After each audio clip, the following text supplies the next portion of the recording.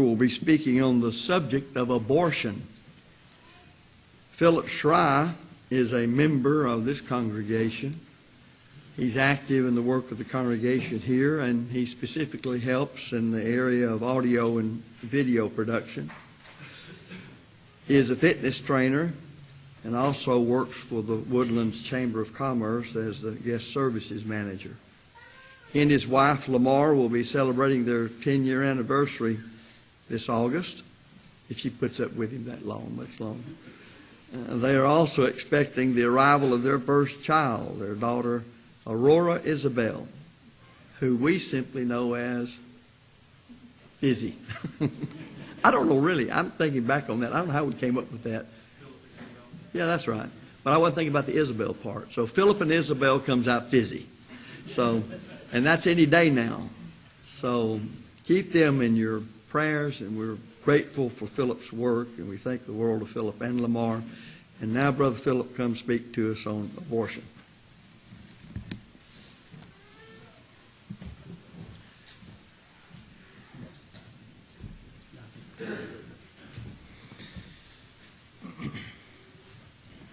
I got to set my timer too, Jeff. It is indeed an honor to be part of this lectureship from a different perspective. As David said, I'm the guy behind the curtain, and I'm honored to be in the spotlight or the hot seat, whichever it is. The topic before us this morning is abortion. Putting this lesson together was incredibly difficult. I'm not going to put any false pretenses. Brother Brown's timing and choosing of me, in my mind, is perfectly horrible. It's a disturbing topic. The emotion that can come out when you're studying this topic is difficult to get through, especially if you have a child on the way. So bear with the nerves. I do apologize. Although the Bible does not specifically mention the word abortion, it does have a lot to say about this topic. We're going to take a look at the history of abortion throughout the ages, fetal development, the medical procedures of abortion, and the only thing that really matters about any of this, what does God say about it? Since ancient times, there have been unwanted pregnancies. Information goes back as far as 3000 BC. The Royal Archives of China hold the earliest written record of abortion techniques. 2700 BC, an emperor in China laid the foundation for traditional Chinese medicine and acupuncture, wrote some of the earliest recipes for contraceptions and abortions, many of which were actually quoted up until the 16th century. 1850 BC, the Egyptian Khan Papyrus suggests crocodile feces for the prevention and contraception of abortion. In Arabic medicine, we have elephant feces. That was also recommended. Before we get too far into this, I want everyone to get into their brain. Remember, we are dealing with godless heathens when it comes to this topic. Let's jump forward a few hundred years to 400 BC. We see the appearance of the first standard medical oath taken by those practicing medicine, the Hippocratic Oath. And it remained the standard of the medical oath up until the 1970s. It stated, quote, "I will not give a lethal drug to anyone if I am asked, nor will I advise such a plan. And similarly, I will not give a woman a pessary to cause an abortion." Throughout the next several hundred years, women were given various different concessions made out of herbs, or were advised different types of techniques to prevent and terminate pregnancies. It wasn't until after Christ that the question arose concerning abortion. In the hundreds, you have the early, quote, Christian document, or a Christian document, and it asks the questions concerning abortion. Two questions. Is abortion being used to conceal the sin of fornication and adultery? And is the fetus, does it have rational soul from the moment of conception? Or does it have the ensoulment mentality at a later point? In the 200s, Tertullian, a prolific, again, Christian theologian, he was a writer, described two surgical methods used for abortion at the time: a copper needle, spiked, or with a bladed hook at the end of it. This is the first time that we see the medical procedure to kill the baby inside the womb. Jumping ahead to 1318, St. Thomas Aquinas opposed abortion as a form of contraceptive and a sin against marriage. However, unless the fetus was, quote, ensouled at approximately 30 days after conception, it was not a sin because it wasn't a human being.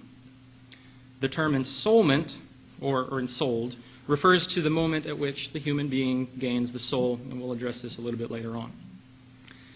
1540s, when England broke from the Catholic Church, abortion was no longer considered a crime under common law. Now, in more recent history, some of the more important things to our culture here in America that have actually shaped the culture here in America. 1866, a contraceptive syringe was commonly advertised in the back of Ladies' Home Journal. One ad read, "It is used to destroy the life properties of the spermatic fluid without injuring the person." No regard to the baby, the person that's taking it. 1873, the Comstock Law criminalized contraception and abortion in the United States, except when a physician deemed either was necessary. With the passage of this law, women lost what had been their common law right. 1893, the chairman of the American Medical Association of Obstetrics commented and called abortion a pernicious crime against God and society. So we kind of get both areas here. In the 1900s, while abortion was illegal in the 1900s, women used, again, knitting needles, crochet hooks, hairpins, scissors, and button hooks to induce miscarriages and terminate pregnancies.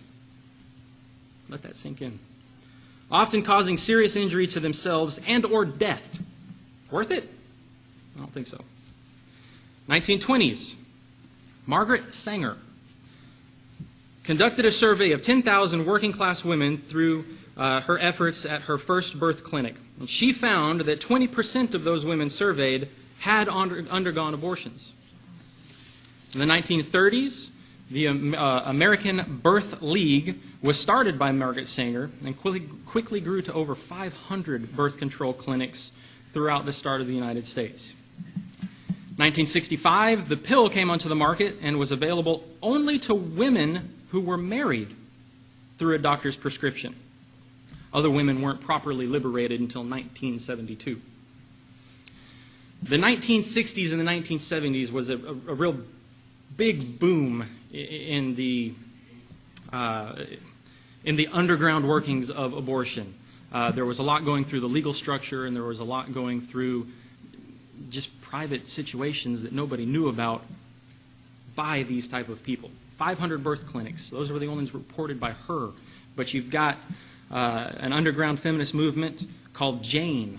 It was underground. Nobody really tracked it. So just Margaret Sanger's group was what was actually public knowledge. There were other things that were going on too. 1973, January 22nd, Roe v. Wade was passed and declared that the right of privacy included a woman's decision whether or not to terminate her pregnancy. Since this time, the abortion rate has steadily increased and abortion clinics are popping up everywhere. We've only started actually collecting data, however, in modern history regarding abortion. Think of all of those things that are unrecorded throughout time. According to the CDC, the abortion rate in 2008, which is the best, most accurate data we can get, 16 abortions per 1,000 women aged 15 to 44, and the abortion rate was 234 abortions per 1,000 live births for the age rate of 20 to 29. Most, 62.8% of abortions were performed at less than 8 weeks gestation, and 91.4% were performed at less than 13 weeks. It drops quite a bit here to 7.3% between 14 and 20 weeks, and then just 1.3% at 21 weeks or more. It is very important to note here that reporting to the CDC these statistics is voluntary. How accurate are these numbers anyway? All of these statistics, including the information which we just went over, is voluntarily given to the CDC. How many abortions are occurred in this country that are not reported? I suggest to you a lot. These statistics bring us to our next discussion. Fetal development. What exactly is happening to a fetus? It's not a human life. It's not a baby. It's a fetus. At 8 weeks, 14 weeks, 20 weeks, 24 weeks. This is something that I've actually learned quite a bit about here in the past 8.5 months. Not to mention that I'm blessed to have an incredibly intelligent wife who's a biologist with an emphasis in cell and molecular biology. So, not to boast, but I'd say I've learned just a little bit more detail than most at this stage in the game.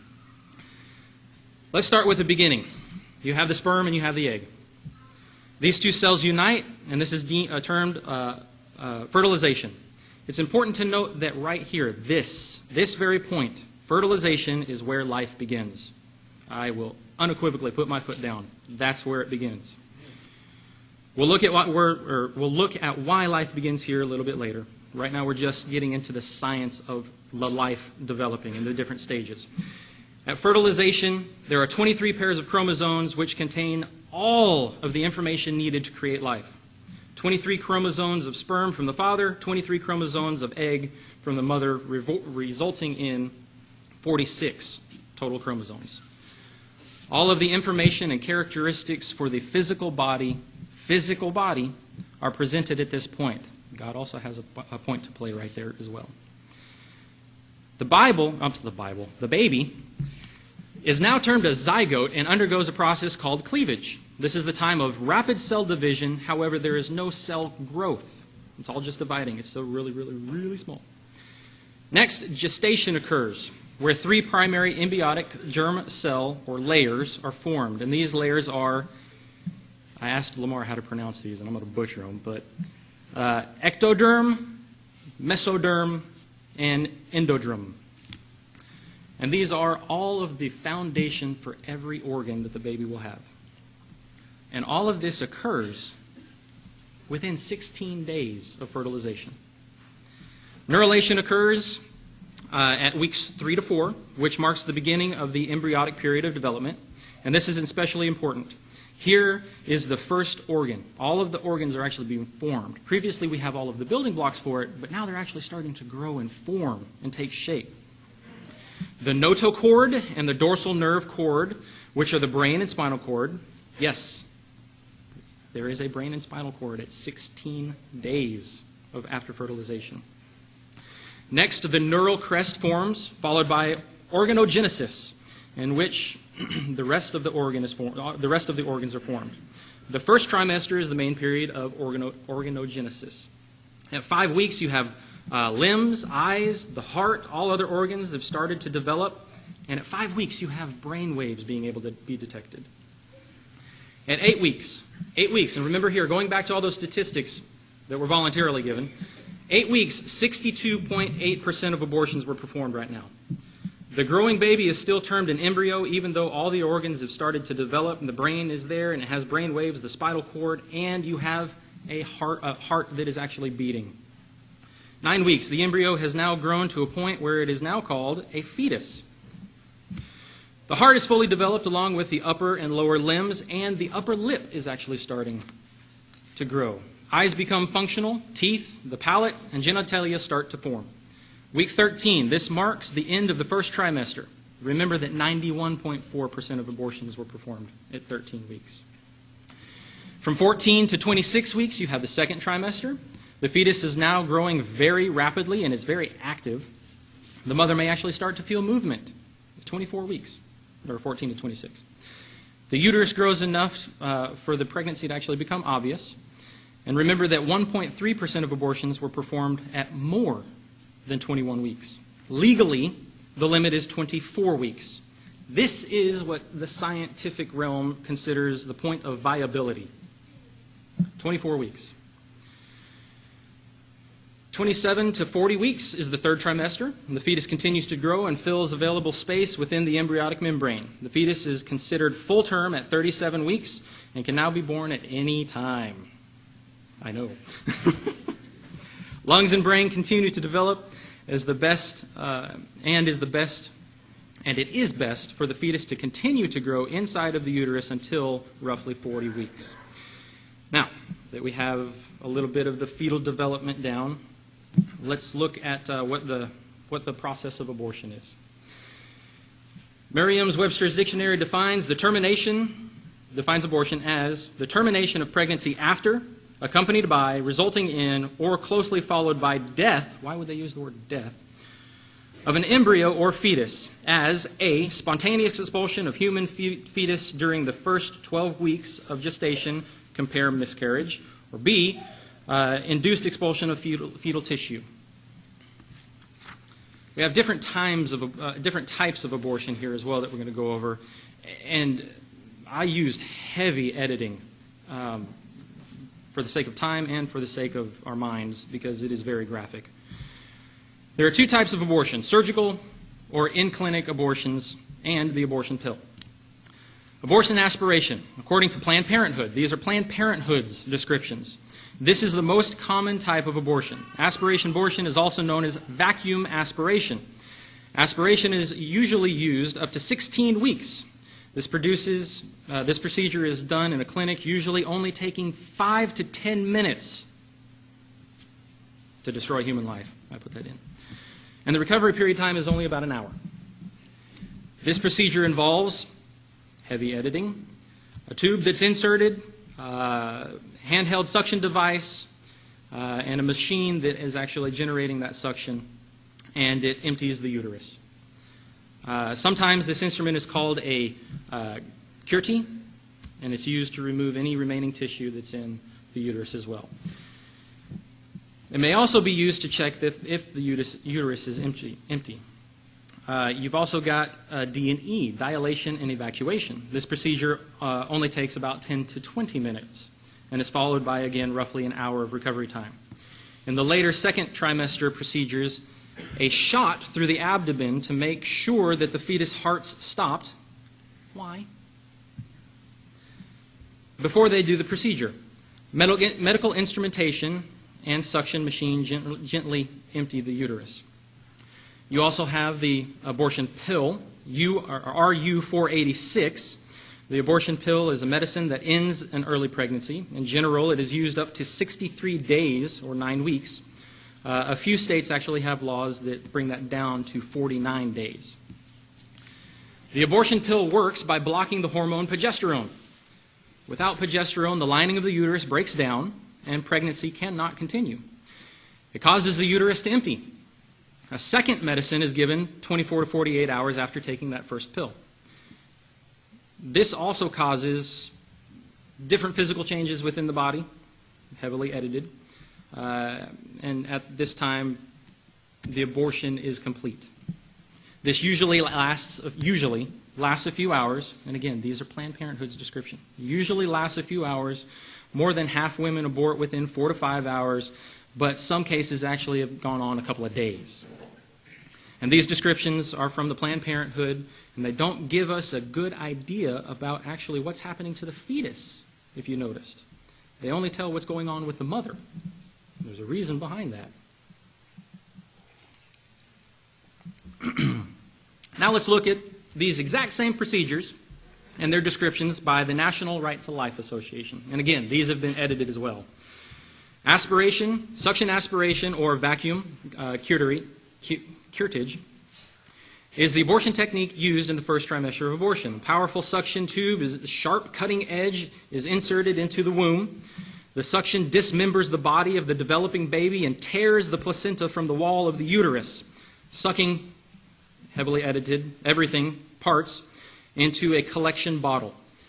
Great care must be taken to prevent the uterus from being punctured during this procedure, which may cause hemorrhaging and necessitate further surgery.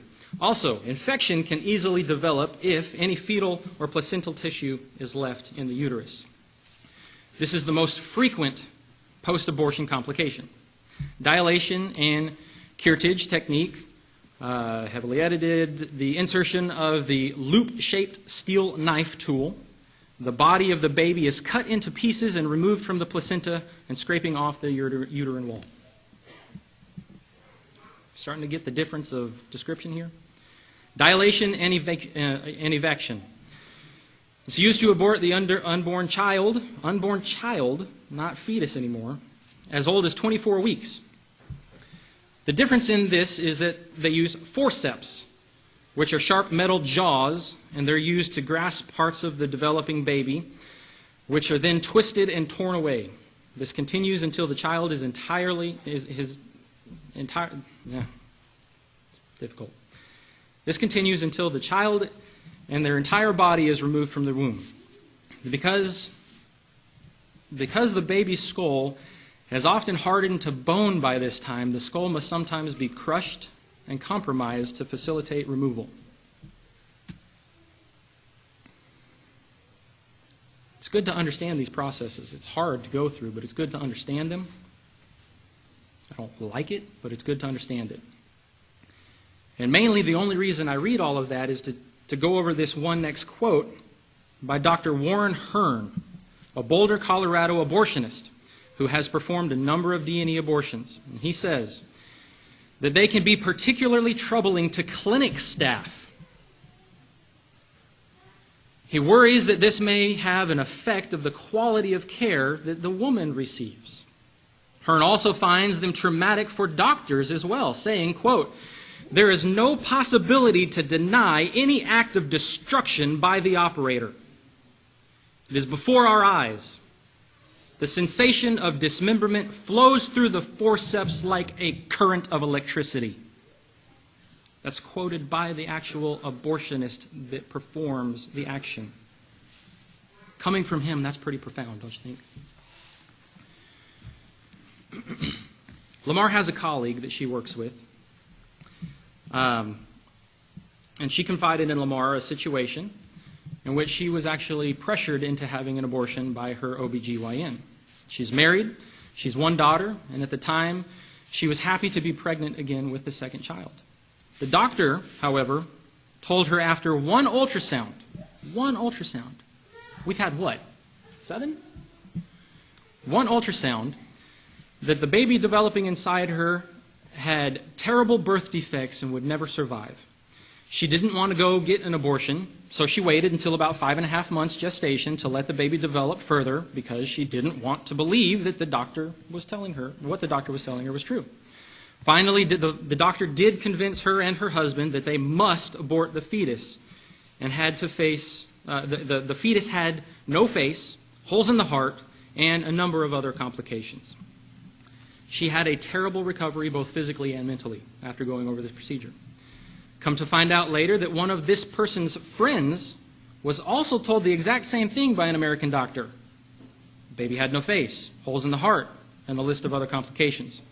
So this friend of a friend returned to India and consulted an Indian doctor. The Indian doctor said, "There's not a problem with your baby. She's fine." She had the baby. It was fine.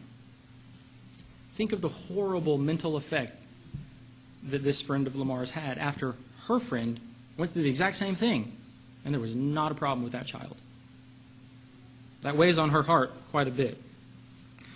What if that doctor had been wrong and she aborted her baby for no reason? This question will forever be in the back of her mind. Would it really have been such a horrible thing to carry the baby full term? If the baby had such harsh, horrible defects, he would have died shortly after of natural causes anyway. Why is it necessary to kill the baby before even giving the chance of life? Unfortunately, this story is very common in the medical field now today. Norma McCovey. The name should ring a bell. AP News. Associated Press, thank you. Associated Press, June 20, 2003. The former plaintiff known as Jane Roe in the 1973 U.S. Supreme Court case that legalized abortion sought to have the case overturned in a motion filed Tuesday, again back in 2003, that asked the court to consider new evidence that abortion hurts women.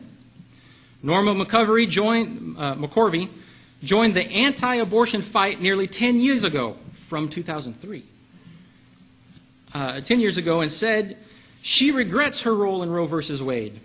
The Supreme Court's decision is no longer viable because scientific and anecdotal evidence, because of those things, that has come to light in the past 30 years and has shown that there are, in fact, negative effects of abortion. Quote, "We're going to take back our babies." This is coming from the lady who actually took the case before the Supreme Court. "We're going to take back our babies," a jubilant McCorvey said at a news conference while flanked by 60 women, some who sobbed and held signs that actually said, "I regret my abortion." So, moving on. What's God's view of this whole situation? Conception.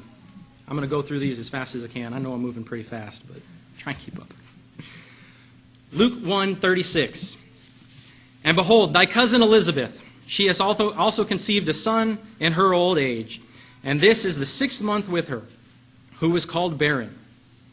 Looking at this verse, what was conceived? Was it a body of tissue? Was it a fetus? Was it an embryo? Was it a zygote? No, it was a son. There's a specific meaning behind that word. It is a son. Matthew 1:20. "But while he thought on these things, behold, the angel of the Lord appeared unto him in a dream, saying, Joseph, thou son of David, fear not, and take unto thee Mary thy wife. For that which is conceived in her is of the Holy Ghost." What was produced here? Was it a blob of protoplasm? A blob of tissue? No, it was the Son of God. What's the Bible say about the fetus? Although the Bible nowhere says, quote, "thou shalt not abort a fetus," we do know what God's regard is on the fetus. Jeremiah 1:5. God tells the prophet Jeremiah, "Before I formed you in the womb, I knew you. And before you came out of the womb, I sanctified you. And I ordained you a prophet of nations."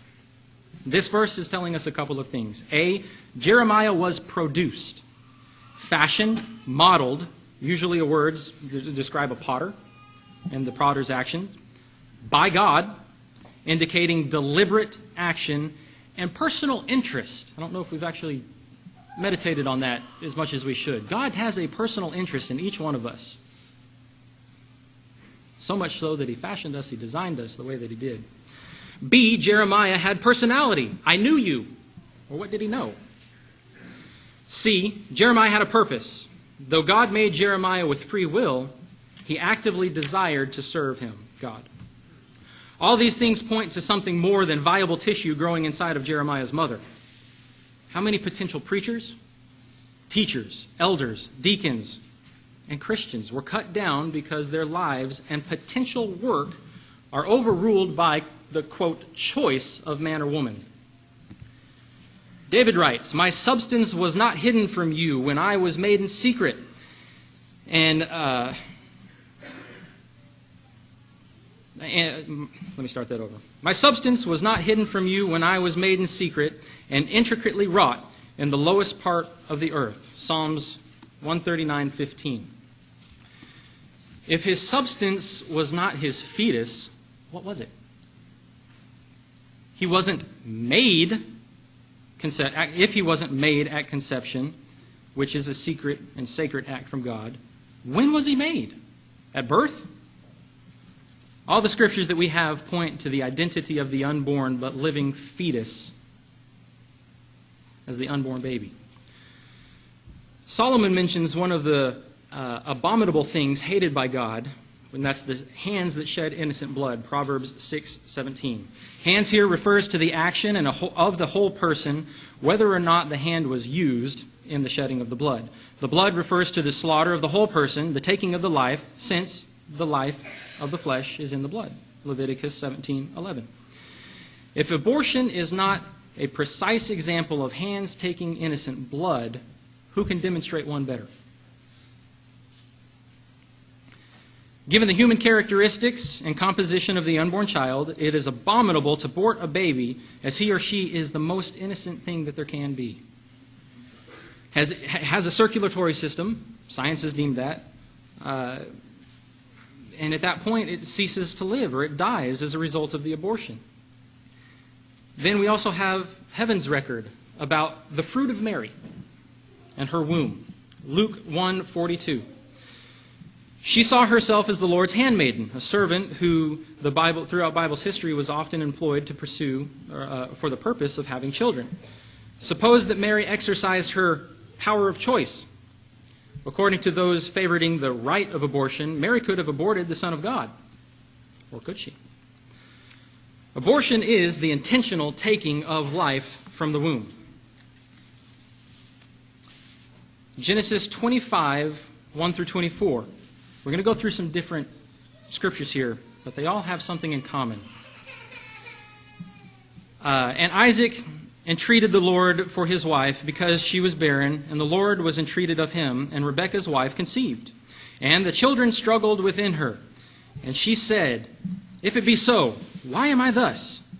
And she went to inquire to the Lord. And the Lord said unto her, 2 nations are in thy womb, and 2 manner of people shall be separated from thy bowels.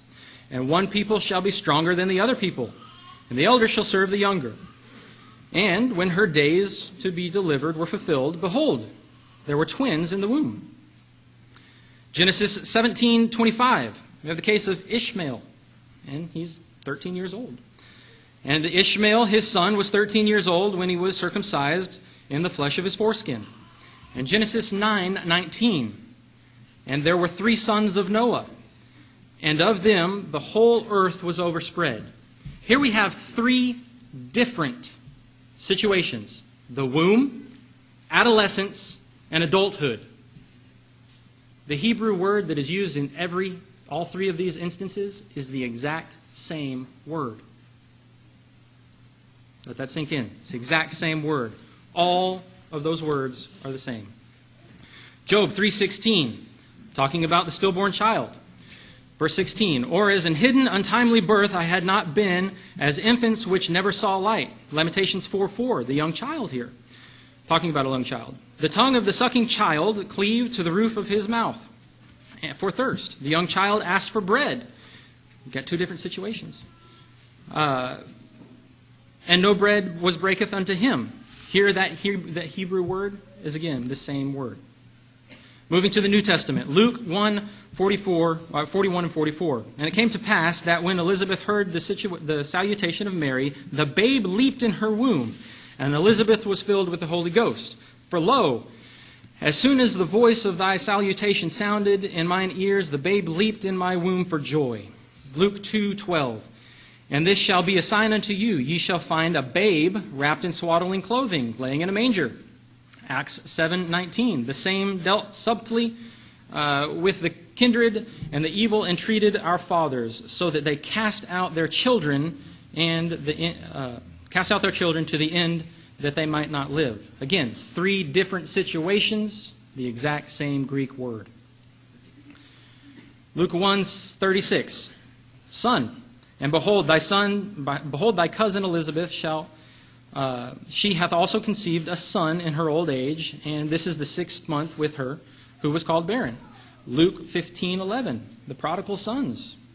A certain man had 2 prodigal sons. Again, the same word here is used. There's no distinction between any of the situations. They are all the same. What about the soul? There are way too many. There are many different views about the soul, and just as many about when it actually enters the fleshly body. The process mentioned before that was termed ensoulment. We have that we're going to go over. In ancient times, it was widely believed that the human soul entered the fetus long after conception. Males received their soul at 40 days, and the females received theirs at 90 days. Quickening was an indication of the possession of the soul. Other religions view that ensoulment happens at the moment of conception, or when the child takes the first breath after being born, or the formation of the nervous system in the brain, or the first brain activity, or when the fetus is able to survive independently of the uterus, viability. There are so many different points of view on it, but there's only one that matters. What does God say about it? Zechariah 12:1. The burden of the word of the Lord for Israel, saith the Lord, which stretcheth forth the heavens and layeth the foundation of the earth, and formed the spirit of man within him, God's not only the creator of the heavens and earth, but he's also one who, quote, forms the spirit of man within him. So God, in fact, is the giver of life. Ecclesiastes 11:5. Also, thou knowest not what is the way of the Spirit, nor how the bones do grow in the womb of her that is with child. Even so, thou knowest not the works of God who maketh all. This passage that Solomon equated fetal development with the activity of God. God is the one doing the creating here. Job describes the same process in Job 10:11 through 12. Thou hast clothed me with the skin and the flesh, and hast forced me with bones and sinew. Thou hast granted me life and favor, and thy visitation hath preserved my spirit. Here he attributed the pre-birth growth to God. There are all kinds of different scriptures. Psalms 139, 13 through 16 is another really good one. What about abortion? What's the Bible actually say about abortion? Exodus 21, 22 through 25. We're going to spend some time on this, and this is where we're going to drive our point home. If men strive, and a woman is hurt with child, so that her fruit depart from her, and yet no mischief follow, he shall surely be punished according as the woman's husband will lay upon him, and he shall pay as the judges determine.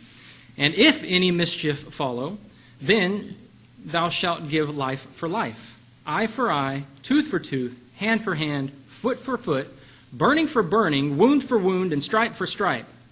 Why go through so many different scenarios? There's a point. The original meaning of she, giving birth prematurely, or her fruit depart, the words here reflect the idea that the child or children come out or are brought forth. It is used in Exodus 21:4. The word itself does not convey any information about whether the baby is alive or not. See Genesis 25:24 through 26. Those translations that use miscarriage in this text are paraphrasing. They're not translating. The Hebrew language does not have words that have the idea of miscarriage or stillbirth. Job 3:16 and Exodus 23:25 through 26. The Holy Spirit did not use either of those words back in Exodus that we just read, Exodus 21, 22 through 25. Now, note that the phrase, no lasting harm follow. We have no reason to assume here that this applies only to the mother. We must apply it to both the mother and the child. The child is just as much a human as the mother. So, our text teaches that if two men are fighting and accidentally injure a pregnant woman and she delivers prematurely, then, if neither the woman or the child are harmed, the one who hit her will just have to pay a fine. But, if injury or death of either the mother or the child result, then it would be followed, eye for eye, tooth for tooth, death for death. So, to cause death accidentally to a premature baby was punishable by death. And here's the entire point of this lesson. If God dealt so severely with the accidental death of a premature infant, you can draw the conclusion how he feels about the deliberate, intentional taking of a life of the unborn child. That's the whole point of the lesson. Intent. Exodus 23:7. Keep thee far from a false matter, and the innocent and the righteous slay thou not, for I will not justify the wicked. Proverbs 6:16 through 17. These 6 things doth the Lord hate, yea, 7 are an abomination unto him: a proud look, a lying tongue, and hands that shed innocent blood. Still got a little time, but I'm drawing here close to the end.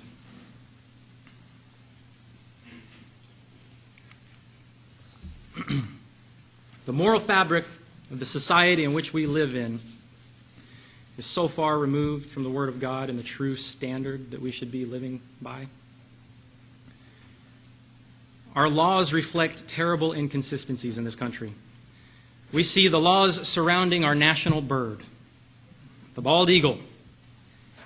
God has created some incredibly beautiful things. The American bald eagle is by far one of the most majestic that I can think of. But it's still a bird.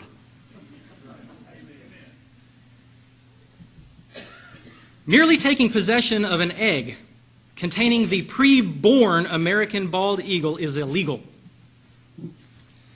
To destroy that little pre-birth environment and thus destroy the baby eagle that is developing within results in a stiff fine and can even result in prison time. Yet one can take a human child in its pre-born environment and kill it intentionally. And not only is it encouraged, not only is it acceptable, it's encouraged. We have laws protecting it. That's homicide. Let us not rely on man's laws, but rather on God's laws. Plain and simple, Romans 13:1. God's view of abortion is a very serious one. It's not the removal of unwanted tissue from a mother's womb. It is murder. Murder of the innocent. That unborn baby is made in the very image of God. I can't wait to meet my little girl. I can't wait to hold her in my arms. I can't wait to look in her eyes. That is a precious gift from God. Our unborn babies are lives that we should cherish and hold in the most sacred of things in this life.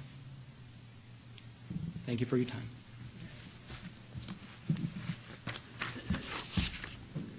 Thanks. We certainly are appreciative of the lesson that's delivered. It's such a shame that a lesson like that has to be delivered. But it ought to be. It's just the way things are. When those of us who were preaching back before Roe versus Wade was decided by the Supreme Court in 1973, I don't know whether those of you who were around then remember that there was quite a furor to try to influence the court. And there was a whole lot of fighting. I'm sure Dub Michael and some of the others of you remember that, as to people preachers in particular. In fact, in coming to this conclusion to have this on here, I decided to revisit what I had been preaching back in those days, and that's well over 40 years ago now. And as I listened this morning, I don't know that there was a appreciable difference from what I preached in those days. Of course, the Bible hadn't changed. Some of the medical things, of course, advancement may have changed. Some procedures haven't too much. He didn't mention the salt poisoning, where you inject salt in the womb. It burns the skin all off the baby and kills it. That's just another one. But the thing that was going on at the time that made this especially important to us is that our first one was born in 72, and the last one was born in 77. And that was when I was doing most of my heavy preaching on that, because it was immediately just before the Roe versus Wade, and then right afterwards. And people were really up in arms. They were really bubbling about it. And I was listening to what he was saying and thinking about the whole whatever that was going on. What are you all smiling about? Did I get it? 76. Well, you don't know about that other one. We decided after 4, somebody else needed the 5th one.